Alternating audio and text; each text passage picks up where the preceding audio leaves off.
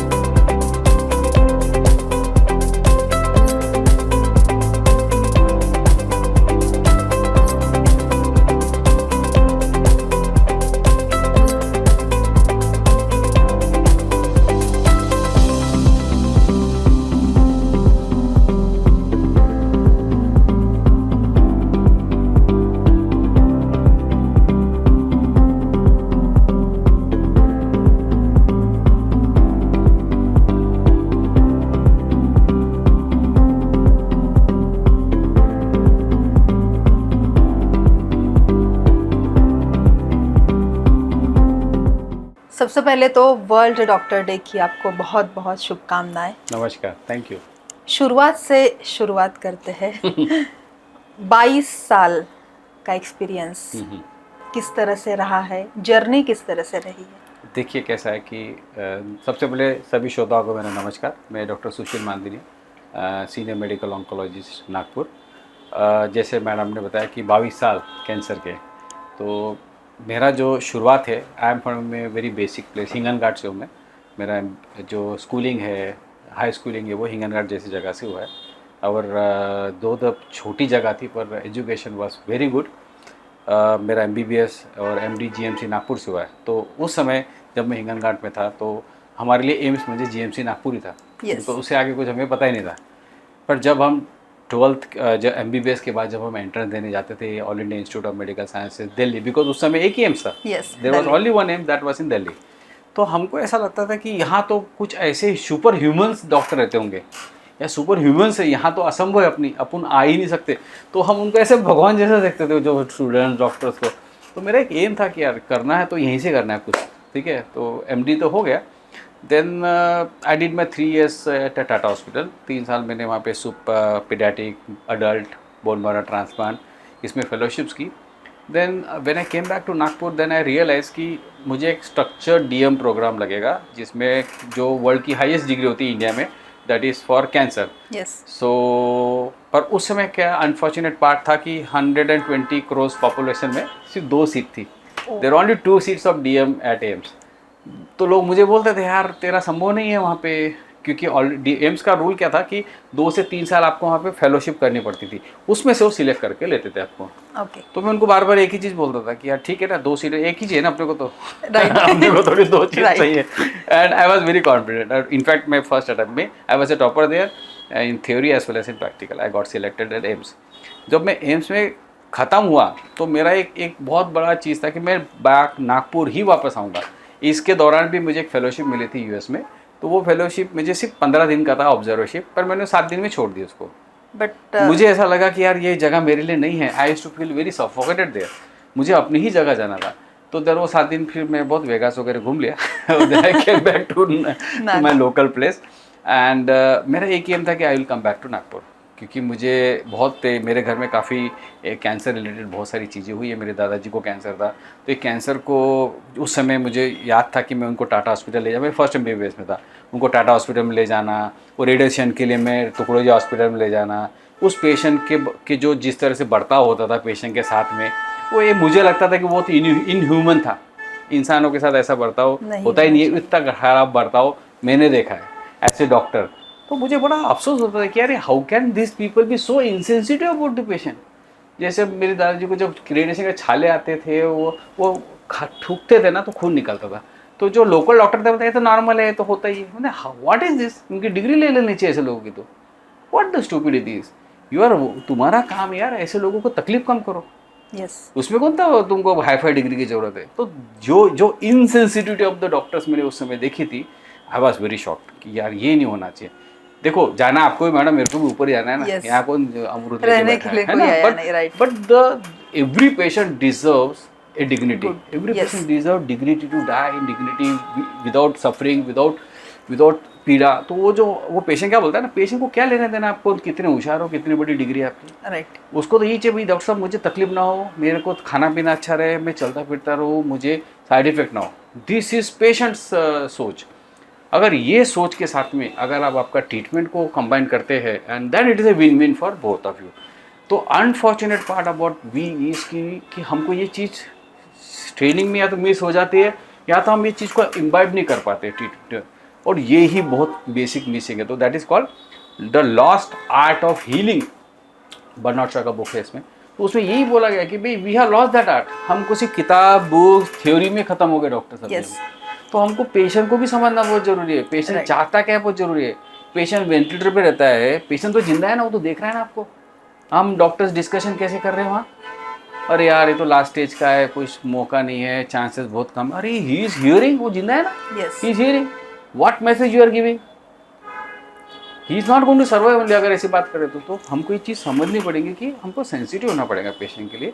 और ऐसा नहीं कि सब हो रहा है ऐसा, पर हमको जहाँ हम गलत हो रहे हैं, या जब हमको जो इंसेंसिटिविटी है, या जहाँ हम वो कंपैशन को लाना जरूरी है, ताकि हम ट्रीटमेंट में क्योर के साथ में हीलिंग भी करें। दोनों एक बहुत इंपॉर्टेंट मोटिवेशन सबसे ज्यादा इम्पोर्टेंट। यस, घर में ऐसा कोई बैकबोन रहता है, मदर फादर सिस्टर व्हाटएवर, सो प्रेरणा मतलब किन से मिली है डॉक्टर प्रोफेशन ही आने के लिए? यस यस, मेरा फैमिली जो है ये पूरा बिजनेस फैमिली है। यस। तो पढ़ाई वढ़ाई नाम की कोई चीज़ थी नहीं, पर मेरे बड़े ब्रदर के कारण मैं इस फील्ड में आया, because he was the first person who took a higher education. He took MBBS, म्हणजे उसको GMC में MBBS मिला।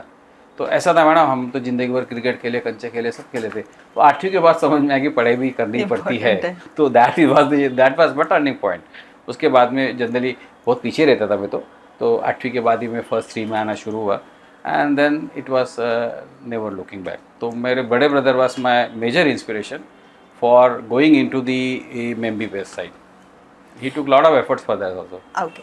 जब करियर की शुरुआत आपने की, तो ऐसा कोई किस्सा आप हमारे दर्शकों के साथ साझा करना चाहते हो जो बहुत ही ज़्यादा टफ था? जैसे आपने अभी बोला कि एक पेशेंट जब भी आता है तो डॉक्टर उनके लिए भगवान ही रहता है, क्योंकि हम बोलते हैं कि भगवान हर जगह नहीं आ सकते, इसलिए उन्होंने डॉक्टर बनाया है। तो ऐसा कुछ किस्सा आप बता सकते हो? Yes yes, we have lot of, but एक किस्सा अभी तक चल रहा है। वो किस्सा मेरे साथ एक पेशेंट थी जिसका मैं नाम बताता हूँ, वर्षा, बट उसके आगे का नहीं बोलूँगा। शी वॉज ए मिडास्टिन लिम्फोमा, बड़ा मिडास्टिन में मास था, ठीक है। अब उसका ट्रीटमेंट हो गया, शी वॉज ऑन, उसको म्यूर में एडमिट किया था उस समय, और उसका 25 से 28 दिन तक वेंटिलेटर थी। सी केम आउट। बस अब यहाँ से ये खत्म हो गया। अब मैं फ्लैशबैक में आगे जाता हूँ, उसके पीछे आगे वो अगेन मेरे पास आई 8 साल बाद ब्रेस्ट कैंसर लेके। तो उसने मुझे किस्सा फिर रिफ्रेशिंग बताया। सर तुमको याद है क्या? बोले तुम उस समय क्या था? मैं जस्ट प्रैक्टिस में आके हार्डली 2 महीने हुए थे मेरे, 3 महीने। सर बोले जब मैं रात को सीख होकर आई थी, बोले तो आपने स्ट्रेचर धक्का मार के, वो म्यूर में क्या है, लिफ्ट नहीं है तो वहाँ पे रैंप है, आपने रैंप से धक्का मार के खुद लेके गए थे बोले आप मुझे ऊपर। और उसके बाद में जनरली उसकी जो एक रिलेटिव थी जो रात को 1 बजे आई थी, दैट रिलेटिव टोल्ड मी कि मुझे बड़ा गिल्ट हो रहा था कि यार इतना समय लग रहा है, पैसा बहुत खर्च होगा, इसका क्या होगा। तो she told me you do your best sir, we will handle that part. तो we did our best and she came out. उसके बाद 8 साल 9 साल अच्छी रही। उसके बाद दोबारा उसको ब्रेस्ट कैंसर हुआ, मुझे लिम्फोमा क्या था, ब्रेस्ट कैंसर हुआ, उससे भी वो बाहर आ गई। तो इसका मतलब ये है कि ऐसे डॉक्टर, आपका काम है कि give your best efforts. You are not God, आप भगवान नहीं हो बट कि आप उसके लिए डिसीजन ले लो कि मरने वाली है या जीने वाली है। You give your best. आप हम कैसे भाषा में बात करते हैं कि यार इसमें ना 20% चांस है क्योर के, इसमें 10%। अरे भैया वो डॉक्टर के लिए 20% है, यस, पेशेंट के लिए 2 ही चांस है, 0 या 100। राइट। तो अगर पेशेंट के लिए संभावना है, अगर पेशेंट के लिए उस तरह से सिस्टम दिख रहा है कि भाई बीमारी है, यंग है, क्यूरेबल डिसीज है, give your best, so that कि भाई गिव दैट पर्सन के the best chance of cure, not in the stage 4 disease है, समझो 80 ईयर्स का है, लंग कैंसर है, मेट्स है, नो। पर आपको भी ये चीज़ समझनी पड़ेगी कि जहाँ क्योर है, जहाँ यंग पेशेंट्स है, जहाँ संभावना है, give your highest effort, best effort, because हम एक पेशेंट नहीं बचा रहे। वो जो वर्षा को बचाया ना, मैं एक पेशेंट को नहीं बचाया उस समय, मैंने एक मदर को बचाया, क्योंकि उसकी बच्ची 3 महीने की थी उस समय, अभी उसकी बच्ची कुछ तो भी एलन में है, नागपुर में। तो we save that mother, Yes. That is a very important personal in the family. अगर वो दैट इज़ ए फेविकॉल, अगर वो गया तो फैमिली बिखर गई है। Right. So that concept has to be there कि we are not saving that patient, we are saving a father, we are saving a mother, we are saving a head of the family, we are saving the only earning member of the family। ये चीज़ अगर आती है हमारे treatment के सोच में, शायद हमारा ट्रीटमेंट का सोच थोड़ा बेहतर रहेगा फिर। ऐसा कोई मतलब एज क्राइटेरिया की अगर हम बात करते तो सबसे कम मतलब एज की पेशेंट कभी आई है और क्या चैलेंजेस क्या आए हैं? I had during my first year only, नाम नहीं बता पाऊँगा, पर उसका शीवस लड़की थी, 2 दिन की थी, 2 दिन की थी, acute myeloid leukaemia. It's very tough, मुझे इतने 2 दिन के जनरली पेशेंट के रिलेटिव बाकी लोग क्या पूछते पता है क्या, सर इतनी छोटी बच्ची ने क्या पाप किए, राइट। इसकी तो कोई, ये तो कोई तंबाकू का भी असर नहीं है, इसको तो कोई व्यसन भी नहीं था, फिर इसको क्यों हुआ। तो ये बहुत बड़ा प्रश्न हमारे सामने आता है। तो दैट मीन्स कि हम बार बार उनको ये बोलते हैं कि भैया हर चीज़ तंबाकू से जोड़ के, हर चीज़ व्यसन से जोड़ से, हर चीज़ पाप से जोड़ से, हर चीज़ प्रायश्चित से जोड़ के नहीं देखी जाती है। There is something beyond that. तो ये जो बच्चों में जो मेलिग्नेंसीज होती है, they are something beyond that, that is something at the level of DNA जो हो रहा है इसमें।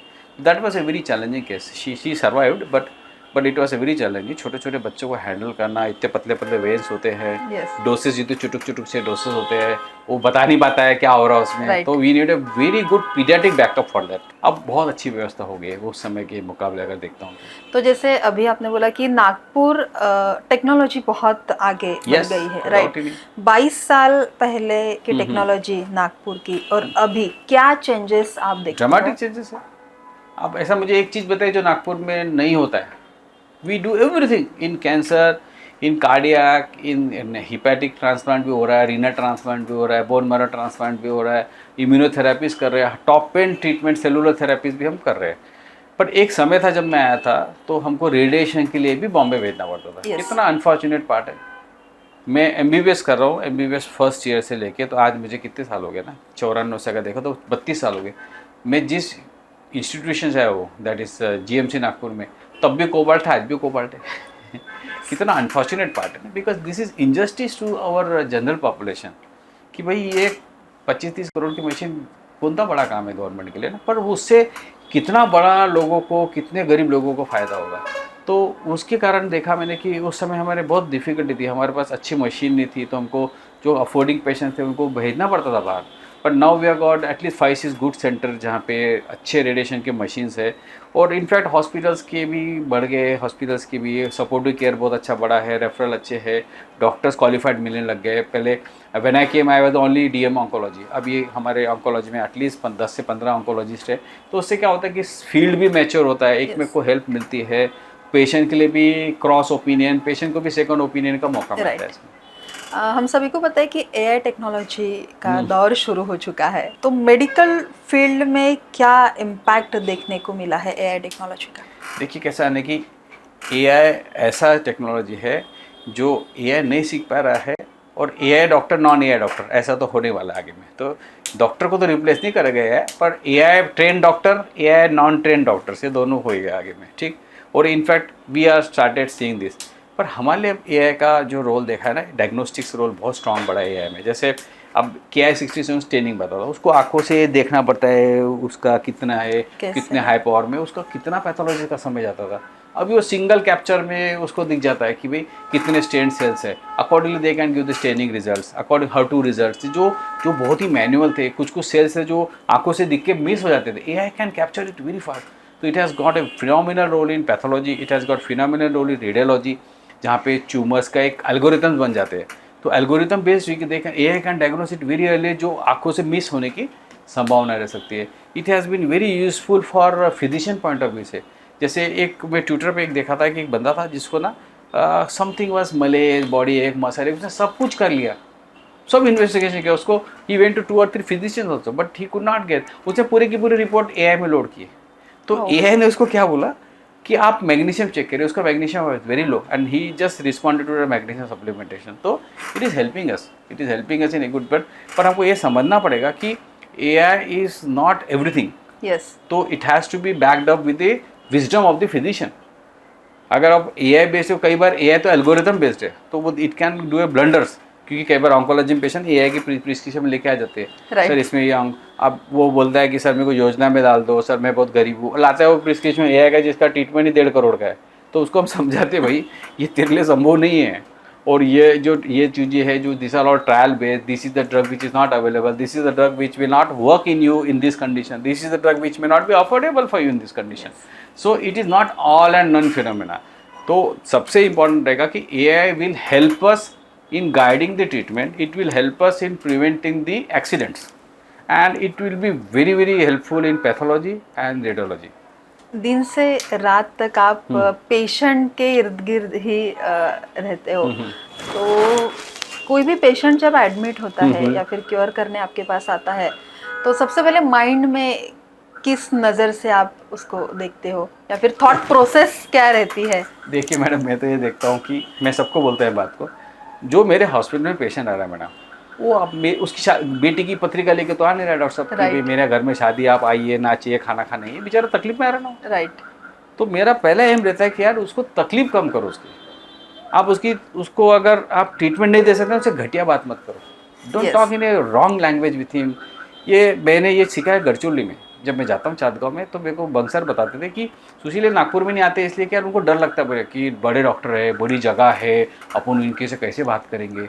तो इसका मतलब है कि जो गरीब आ रहा है आपके पास, उसकी जगह तो उसकी ज़मीन पे जाना, उसकी ज़मीन पे जाके उससे बात करो, because he is so afraid about you in discussing things with you, because he feels की भी इतके मोठे डॉक्टर आपण कशा का बोलना यांच्याशी। तो we have to make him understand कि भाई मैं तेरे जैसे ही हूँ, मैं भी ह्यूमन ही हूँ, मैं भी दाल चावल सब्जी रोटी खा रहा हूँ तेरे जैसी। तो दैट इज़ वेरी इंपॉर्टेंट कि हमको वो समझना बहुत जरूरी है, पहली चीज़। दूसरी चीज़ उसकी मानसिकता समझनी बहुत जरूरी है। तीसरी चीज़ आज से डॉक्टर हमको उसकी आर्थिक स्थिति भी बहुत जरूरी है। मैं आपको एक किस्सा बताता हूँ। एक बार मैं एक हॉस्पिटल में, नाम नहीं बताऊँगा हॉस्पिटल का, मेरा रूल है पर मेरे को कभी लोग दिखे तो मैं उनसे जाके मिलता हूँ। तो एक बार मैं जब पेशेंट देख के बाहर आया, वही पेशेंट के रिलेटिव को मैं बाहर मिला, तो ऐसे ग्रुप में खड़े थे, मैंने काय झाले थे, काय शालो, काय नाही डॉक्टर साहब, मैंने काय नाही, दिस आर पुअर पेशंट ना, एक गरीब पेशंट बहुत खुददार होता, काय झालं तो नाही काही नाही म्हणा, विचार काय झालं सांगतच नाही म्हटलं, सर म्हणे आम्ही डिस्कस हे म्हणजे आम्ही चर्चा करत होतो म्हणे की ह्या ट्रीटमेंटसाठी आपल्याला शेत विका लागेल की बैल विका लागेल। अरे आई वाज शॉक यार जी, क्या लेवल की ये है भाई, हमारे लिए कितना सोफा है बोलना ये लगा लो वो लगा लो। अरे भैया उसको ये देखना पड़ेगा ना कि ये तो बाप है, ये तो मरने वाला है, 4th स्टेज में है, अगर ये इसके ट्रीटमेंट के लिए वो खेत बेच देगा तो उसकी पूरी जनरेशन सड़क पे है। Yes. तो that means you have to give them the options which is practically for them. Stage 4 C lung brain metastasis है, उसको तुम उसको इम्यूनोथेरेपी का 25-20 लाख का खर्चा दे रहे हो और आपको पता है कि इसका बहुत ज़्यादा बेनिफिट क्या रहने वाला है, क्योर तो होने वाला है ही नहीं नो। तो फिर why you are going this stupid things to them. तो वो चीज़ भी बहुत समझना बहुत जरूरी है। देखिए एकेडमिक्स अलग है ना, ये बुकिश नॉलेज अलग है, पर आपको तो इंसान ट्रीट कर रहे हो ना, आप थोड़ी रिपोर्ट को ट्रीट कर रहे हो, तो आपको इंसान को ट्रीट करना है। तो वो if you understand that fact, पहली चीज़ मैंने देखिए। दूसरी चीज़ ये समझना पड़ेगा कि तेरा पिताजी के पास सामने बैठा है, तो ऐसी ट्रीट बात करेगा कि उससे नहीं, तुम उससे इसलिए से बात कर रहे हो क्योंकि वो गरीब है, तो वो नहीं होना चाहिए। बिकॉज वो आया आपके पास मदद के लिए, आप मदद नहीं कर सकते तो आप उससे गलत भी बात मत करो, और कोशिश ये करो कि help them, because what they want from you is कि भाई गुड। देखो आज की दुनिया में मैंने जो मेरे गुरु से सीखा है, पैसे देके सही ट्रीटमेंट को चैरिटी बोलते हैं। yes. समझे? तो at least give them the right treatment option, सही सलाह दो एंड कोशिश हो सकता है उनको हेल्प करो। तो that is the reason we help them. We have a trust can care foundation, जिसमें पुअर पेशेंट्स अगर है और क्यूरेबल है तो वी हेल्प देम, हमारा ट्रस्ट हेल्प करता है उसको, we adopt them. We have second thing is CM fund, जो कि बहुत ही अच्छा फंड है जिससे कि गरीब पेशेंट को ट्रीटमेंट में मदद मिलती है। और सबसे बेस्ट फंड है prime minister relief fund PMRF, उसमें 3 लाख की मदद मिल जाती है पेशेंट को। तो ये बहुत बड़ा हेल्प है पेशेंट के लिए, ट्रीटमेंट के लिए, जो आर्थिक स्थिति में नहीं है, जिनको ट्रीटमेंट नहीं ले पाते हैं, और बाकी आयुष्मान योजना वगैरह भी है, जिससे कि एटलीस्ट पेशेंट को ये फील नहीं होता है या ये नहीं होता कि यार मेरे पास पैसे नहीं थे इसलिए मैं ट्रीटमेंट नहीं ले पाया। और in fact it is very very helpful for our patients. जैसे मैंने अभी कहा कि इतने पेशेंट को आप क्योर करते हो, तो सबसे पहले इम्पोर्टेंट है आप मेंटली स्टेबल रहो, हाँ। राइट। सो कभी ऐसे हुआ है कि मतलब इतने पेशेंट देख के या फिर कभी मन में आया है कि मतलब कुछ यार इतने पेशेंट मैं रोज देखता हूँ, एक पर्सनल सवाल है, फैमिली और मतलब मेडिकल, ये तो फर्स्ट प्रायोरिटी आप डेफिनेटली मतलब मेडिकल को दोगे, तो कुछ ऐसा एक्सपीरियंस आप शेयर करना चाहोगे? देखिए क्या हुआ कि मैं एक बुरा पर्सनल एक्सपीरियंस है। आज से 13 साल पहले my father was on ventilator, care में एडमिट थे, but I was seeing my patients. मेरा ग्राउंड फ्लोर पे हॉस्पिटल था, फर्स्ट फ्लोर पे। पर मुझे वहाँ से फ़ोन आया कि आपके फादर इज़ नो मोर। पर मेरे सामने 5-6 पेशेंट थे, तो मेरे लिए कोई संभावना नहीं थी कि उनको कैसे छोड़ के जाऊँ मैं। अब वो गए गए मुझे मालूम था, पर मैं वहाँ जा नहीं सकता था। मेरे लिए संभावना थी कि भाई उसको तो, अब इनकी क्या गलती है, तो मैं उसको देख के जाना पड़ा मुझे। तो बड़ा उतना ख़राब लगा मुझे समय कि भाई अपने लोगों के लिए अपन अवेलेबल ही नहीं है। We are available to the people which we don't know, समझ रहे। पर दिस इज़ दी प्रोफेशन, तो उसका एक पार्ट ऑफ द प्रोफेशन है इसमें, तो दैट इज़ ओके। पर उसके बाद से मैंने एक रूल बनाया कि मैं 6 के बाद नहीं काम करता हूँ। ओके। हाँ, 6 बजे, 6 बजे 7 बजे मैं अपने बच्चों के साथ रहता हूँ। That is enough for me. The rule of जो रहते हैं ना कि भाई Yes. 8 to 9 hours is for your profession, 8 to 9 hours is for your family. Family and recreation, और बचा हुआ समय जो तुम्हारा पर्सनल है। आजकल के जनरेशन की अगर हम बात करते तो बहुत क्विक जनरेशन है, मतलब तो डिजीज जो है वो किस तरह से देखने के लिए मिलते हैं, मतलब बीमारियों बढ़ते। के बारे में बात करें, देखिए कैसा है कि जब से मैं आया हूँ और अभी मैं काफ़ी रैपिड कुछ चेंजेस देखने को मिल रहे हैं मुझे। एक चीज़ ना, ओरल कैंसर्स बहुत रैपिडली देखने को बढ़ रहे हैं, बहुत तेज़ी से बढ़ रहे हैं। और उसकी सबसे ख़राब बात वो भी है कि ओरल कैंसर जो देखने मिल रहा है ना, यंग लोगों में देखने मिल रहा है, बहुत ही यंग है, 22 साल 25 साल में मुख्य कैंसर देखने मिल रहा है। पहले याद है कि आपको, जो आप शायद आपको याद होगा, पता नहीं मुझे, पर जो बड़े हैं आपसे वो कुछ बताएंगे, लोग गाँव में वो तंबाकू घोट रहे, खैनी खा रहे, 40-40 50-50, कुछ नहीं हुआ उनको यार। तो why it is happening now? ऐसा क्या हो रहा है, क्या जहर खा रहे हैं कि भाई वही तंबाकू है, पर क्यों कैंसर हो रहा है? तो दैट इज़ द रीज़न कि there is something in the supari. जो सुपारी जो दे रहे हैं ना, वो केमिकली प्रोसेस्ड है, and it can be very carcinogenic, मुझे कैंसरस इफेक्ट बहुत स्ट्रांग हो सकता है। इसलिए देखना कि जो मेरा खुद का डेटा है इसमें देखूँगा, अगर 100 पेशेंट में देखता हूँ तो 95% पेशेंट्स आर ओनली खर्रा। एक खादी परसेंट तंबाकू का अलग, सिंपल तंबाकू एक खादी पेशेंट होगा जो जो पान वान का है। तो दैट मीन्स हमारे को जो जो मुंडे साफ कर रहे हैं, I am very very very very happy with him कि he is doing phenomenal work. भगवान करे उसको लंबी उम्र मिले, भगवान करे कि वो इस चीज़ पे और एक्शन ले। क्योंकि क्या हो रहा है ना कि आप अगर देखोगे कि एक जो प्रोडक्टिव पर्सन है 25 साल 28 साल 32 साल, वो फैमिली का मेन पिलर है यार। यस। अगर वो ही ख़त्म हो गया तो फैमिलीज ख़त्म होगी। तो इतना, एक तो we are losing the human precious human life, we are losing the precious resource. और सबसे बड़ी बात कि वो इम्पैक्ट भी तो कर रहा है आपके सिस्टम पे। इतना रिसोर्सेज खा रहा है, ट्रीटमेंट का बोझ हो रहा है, गवर्नमेंट पे इसका बोझ हो रहा है, ट्रीटमेंट का बोझ हो रहा है। तो इट इज़ ए विशेष है। तो best is to control this menace. जब एक 8 बजे आके हमारे साहब बोल सकते हैं कि कल से 500 की नोट बंद, तो ये तो छटाक भर की चीज़ है। यस। मुझे कुछ भी नहीं है इसमें, बस इच्छा शक्ति की जरूरत है। ये तो 100% होने वाला है। प्रिवेंशन की अगर हम बात करें तो क्या मतलब लेने चाहिए, क्या मैसेज? देखिए कैसा है ना कि आपके शरीर आपको बार बार सिग्नल दे रहा है, यस। पर आप उसको कैसे ले रहे हो उस पर डिपेंड करता है ना। तो हमारा प्रॉब्लम है कि प्रिवेंशन इन इन इन और investment in the prevention is a waste. ये सबका रूल है। नया कपड़ा ले लेंगे, नया वो आई-फाई मोबाइल लेंगे, पर वो चीज़, जो चीज़ खुद पे करने को कुछ नहीं करेंगे। तो एटलीस्ट मंथली जो है इवैल्यूएशन जो खुद का बॉडी का है, सेल्फ इवैल्यूएशन तो करो। साथ साथ में साल में एक बार आपका जो ब्लड इन्वेस्टिगेशन है वो करने चाहिए। फीमेल के लिए जो होता है कि भाई ये जो फैमिली हिस्ट्री बहुत इंपॉर्टेंट है, अगर जिसके घर में फैमिली हिस्ट्री है तो वो थोड़ा सतर्क हो जाए। ब्रेस्ट और सर्वाइकल कैंसर बहुत कॉमन है फीमेल्स में, तो सर्वाइकल कैंसर के लिए आपके पास वैक्सीन है ना available, that is human papilloma virus vaccine. वो सर्वाइकल कैंसर से ही प्रोटेक्ट नहीं करती है। Cervical cancer, vaginal cancer, vulvar cancer, anal cancer, oral warts, genital warts, vaginal warts, इतनी चीज़ों से प्रोटेक्शन उसका एक वैक्सीन से। So why can't we not give this? क्यों नहीं दे सकते? तो इनफैक्ट इस साल से हमारी गवर्नमेंट तो फ्री में दे रही है।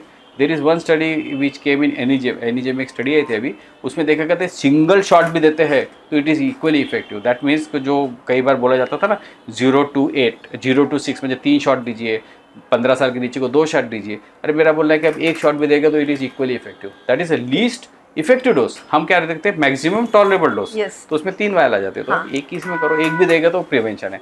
Mammography it is a prevention, pap smear it is a prevention का चीज़ है, ताकि हम अर्ली डायग्नोसिस कर सके। Yes. ओरल जो तंबाकू गुटखा खा रहे हैं, अरे 6 महीने में एक बार तो डेंटिस्ट इवैल्यूएशन कर लो। अब वो खाना छोड़ नहीं रहे, दैट इज़ डिफरेंट थिंग, पर आप इवैल्यूएशन कर सकते हैं, ताकि भाई अगर कुछ है तो अर्ली वार्निंग्स आपको मिल सकती है।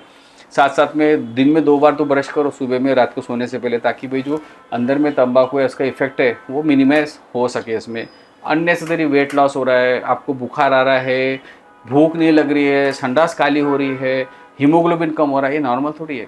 तो बी केयरफुल। कई बार मैंने देखा कि संडास में से खून जाता है, लोग पाइल्स पाइल्स करके 6-8 महीने निकाल देते हैं, पर this is a rectal tumour हो सकता है, रेक्टल कैंसर हो सकता है, एनल कैंसर हो सकता है।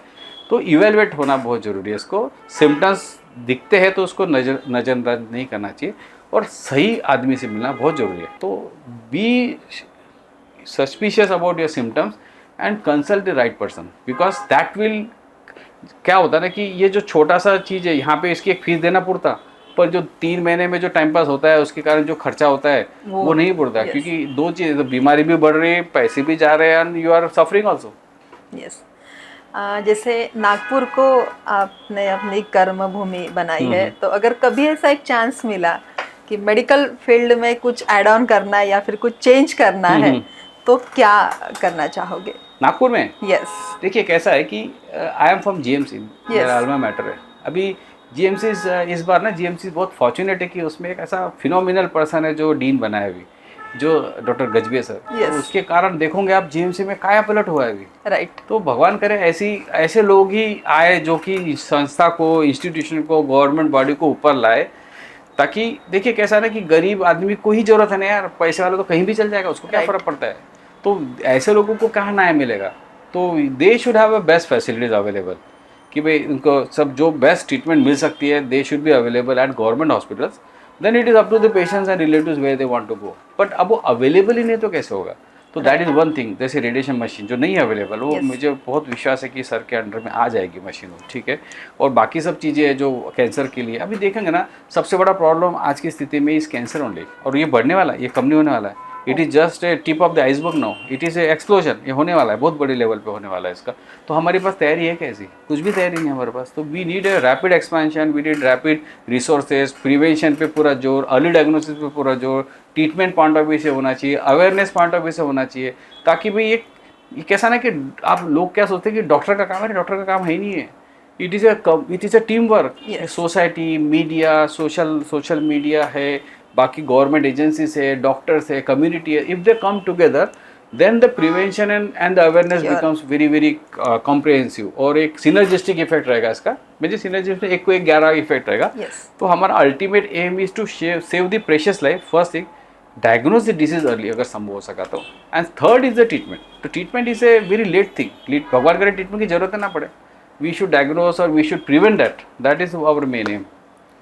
Last but not the list, क्या एक मैसेज आप देना चाहोगे आज?